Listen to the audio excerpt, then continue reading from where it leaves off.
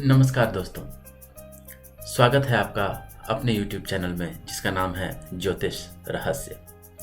यहाँ हम शास्त्रीय ज्योतिष की बात करते हैं। ज्योतिष में अनेक प्रकार की दंत कथाएं और किंवदंतियां प्रचलित हो गई हैं। उनको शास्त्रीय ज्योतिष से अलग करके जो वास्तविक प्राचीन ग्रंथों में जिस ज्योतिष की चर्चा आई है उसको आपके सामने प्रस्तुत करना ही हमारे चैनल का उद्देश्य है।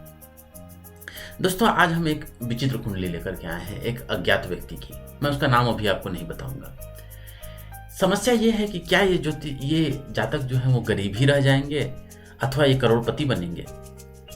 क्या इनके जीवन में धन योग है अथवा इनके जीवन में गरीब रहने का योग है।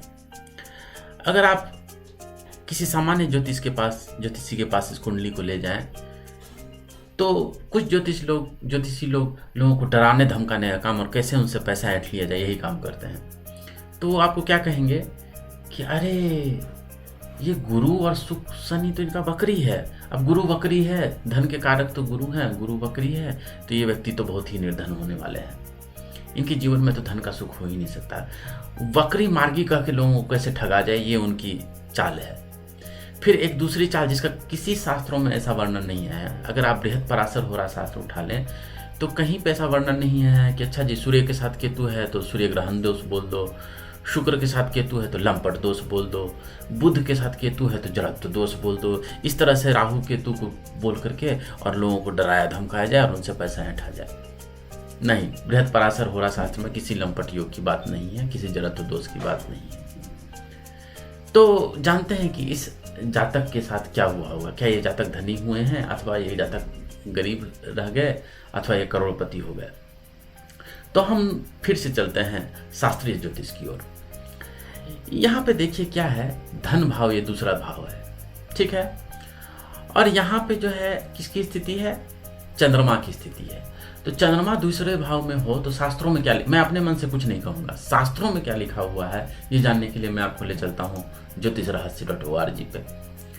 तो यहाँ पे अगर हम चल के देखें और भावाश्रय फल की ओर विचार करें कि किस भाव में कौन सा ग्रह कैसा फल देता है, तो इसमें हर ग्रहों के बारे में शास्त्रीय आधार पे लिखा गया है कि शनि 12 भाव में हो तो क्या फल होता है, शुक्र 12 भाव में हो तो क्या फल होता है, बृहस्पति बुध मंगल चंद्र 12 भाव में हो और सूर्य 12 भाव में हो तो क्या फल होता है। तो चलते हैं चंद्रमा का 12 भाव में फल जानने के लिए।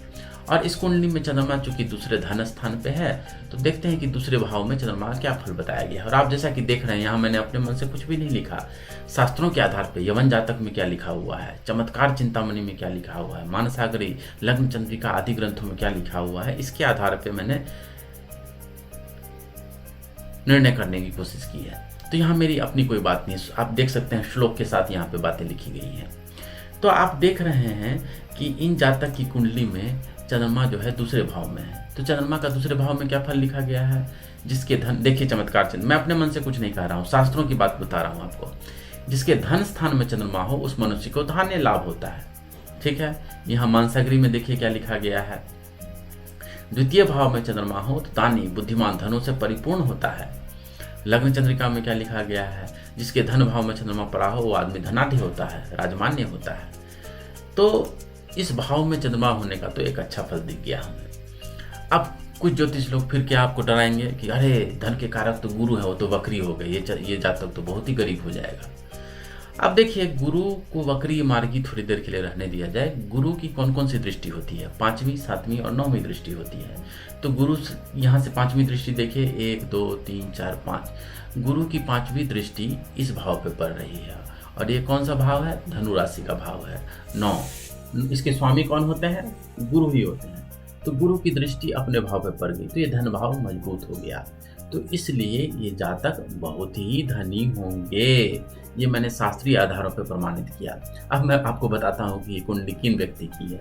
ये कुंडली मुकेश अंबानी की है जी, मुकेश अंबानी की। तो आप क्या कहेंगे कि मुकेश अंबानी गरीब हैं? नहीं, मुकेश अंबानी बहुत बड़े करोड़पति और बहुत ही धनाढ्य व्यक्ति हैं। तो इसीलिए शास्त्रीय ज्योतिष का सहारा लें और अपने मन से जो कुछ से कुछ वक्री मार्गी बोल करके, लंपट दोष आदि बोल करके, वक्री मार्गी बोल करके जो आपको ठगने का कोशिश करते हैं, ऐसे ज्योतिषियों से दूर रहें। क्योंकि बृहद पराशर होरा शास्त्र में कहीं लंपट योग और जड़त्व दोष का वर्णन नहीं है। इसलिए इन सबसे सावधान रहें और शास्त्रीय ज्योतिष को जानें। हमारे चैनल को फॉलो करें और ज्योतिषरहस्य.org पे अवश्य पधारें। धन्यवाद।